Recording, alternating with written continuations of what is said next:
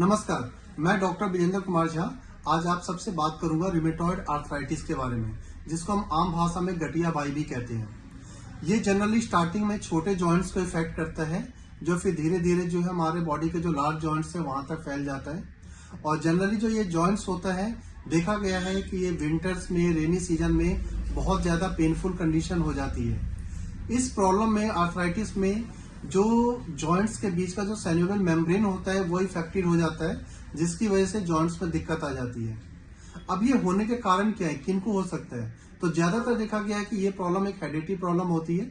अगर family history में किसी के रूमेटॉइड आर्थराइटिस, गठिया बाई की दिक्कत रही होती है तो उनके बच्चों को होने के चांसेस ज्यादा होते हैं, या जिनका HLA टेस्ट जो है पॉजिटिव आता है उनको भी होने के चांसेस ज्यादा है, या फिर जिनका लाइफस्टाइल ठीक नहीं है, खाना पीना ठीक नहीं है, या पोस्चर ठीक नहीं रहता है, उनको भी ये प्रॉब्लम होने के चांसेस रहते हैं, या एंडोक्राइन जो हार्मोनल रीजन होता है उसकी वजह से भी ये प्रॉब्लम हो सकती है।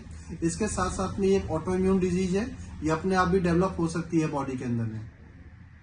तो जनरली इसमें सिम्टम्स क्या होते हैं, क्या दिक्कत आने लग जाती है? तो जब भी किसी को ये प्रॉब्लम आती है तो वो नोटिस करेंगे कि उनके बॉडी में बहुत ज्यादा वीकनेस आ जाएगी, बहुत ही ज्यादा उनके जो जॉइंट्स होंगे, पहले छोटे छोटे जो जॉइंट्स होते हैं वो इफेक्टेड होने लग जाएंगे, उसमें स्वेलिंग आ जाएगी, पेन करने लग जाएगा बहुत ज्यादा, उसको टच करने पे गर्म हॉटनेस फील होगा। इसके साथ में फिर धीरे धीरे जो हमारे बॉडी के लार्ज जॉइंट्स है, जैसे घुटना हो गया, एल्बो हो गया, एंकल हो गया या हिप्स हो गया, वहां तक ये प्रॉब्लम फैल जाती है। मॉर्निंग में जब वो पर्सन उठता है तो उसकी पूरी बॉडी जो होती है स्टिफ होती है, बहुत ही ज्यादा अकड़न टाइप की महसूस होती है उसको। फिर जैसे जैसे उसके बॉडी में मूवमेंट आता है तो फिर वो थोड़ा आराम, उसको रिलैक्स फील होता है। तो इसको हम पता कैसे करेंगे कि किसी को गठिया बाई की प्रॉब्लम हो गई है या नहीं हुई है?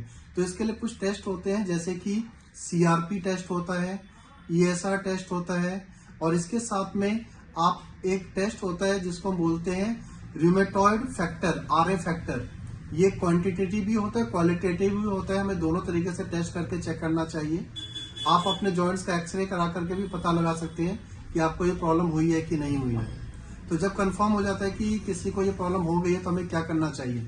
जैसे कि मैं हमेशा बताता हूँ, किसी भी प्रॉब्लम को ठीक करने के लिए 2 पार्ट्स होते हैं, सेल्फ मैनेजमेंट और मेडिसिन। सेल्फ मैनेजमेंट में क्या करना है? एक तो पेशेंट को रेस्ट करना है, ज्यादा एक्सर्शन नहीं होना चाहिए, नॉर्मल मूवमेंट करते रहना चाहिए, उनका खाना पीना बहुत ही ज्यादा न्यूट्रिशियस होना चाहिए, हाई कैलोरी फूड उनको खाने चाहिए। बाईवादी वाली चीजें जैसे चना, छोला, राजमा, अरबी, भिंडी, गोभी, ये सब चीजें उनको बिल्कुल ही अवॉइड करना चाहिए। और एक चीज ध्यान रखना चाहिए, खाना खाने के बाद में दिन में उनको थोड़ी देर के लिए लेट जाना चाहिए और अपने बैक में रीढ़ की हड्डी के नीचे एक छोटा सा तकिया लगा करके उनको थोड़ी देर तक रेस्ट करना चाहिए। इससे उनको बहुत ज्यादा हेल्प मिलेगी। डेयरी प्रोडक्ट्स लीजिए, कैल्शियम, विटामिन D अपना ठीक रखिए। ये तो हो गया सेल्फ मैनेजमेंट। मेडिसिन में, होम्योपैथिक में इसके लिए बहुत ही अच्छी मेडिसिन आती है, जिसको आप रेगुलर खा करके आप इस प्रॉब्लम को ठीक कर सकते हैं। वो मेडिसिन है, एक मेडिसिन है इसके लिए ब्राइनिया 30 और एक है बेंजोइक एसिड 30। आप इन दोनों ही मेडिसिन की 4-4 बूंदे दिन में 3 बार लेंगे। और एक मेडिसिन है arnica mother tincture, guaiacum mother tincture और रस्टॉक्स मदर टिंचर। आप इन तीनों मेडिसिन की 10-10 ड्रॉप दिन में 3 बार लेंगे।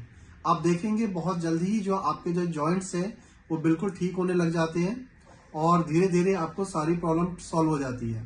और अगर ये प्रॉब्लम ज्यादा दिनों तक रह जाती है किसी पर्सन में, रूमेटॉइड आर्थराइटिस अगर समय पे नहीं ठीक होता है तो उनके जो जॉइंट्स होते हैं इवन टेढ़े होने लग जाते हैं, कंडीशन बहुत क्रिटिकल हो जाती है। तो इसलिए समय पे इसका इलाज कराइए और इस प्रॉब्लम को आप समय पे इलाज करा के ठीक कर सकते हैं। और अगर आपको इससे अधिक जानकारी चाहिए या मुझसे ट्रीटमेंट कराना है तो मेरे क्लिनिक पे या मेरे मोबाइल नंबर पे कांटेक्ट कर सकते हैं। और अगर अभी तक आपने चैनल सब्सक्राइब नहीं किया तो सब्सक्राइब कर लीजिए और इसको आगे भी शेयर कीजिए ताकि और लोग भी इसका लाभ उठा सके। धन्यवाद।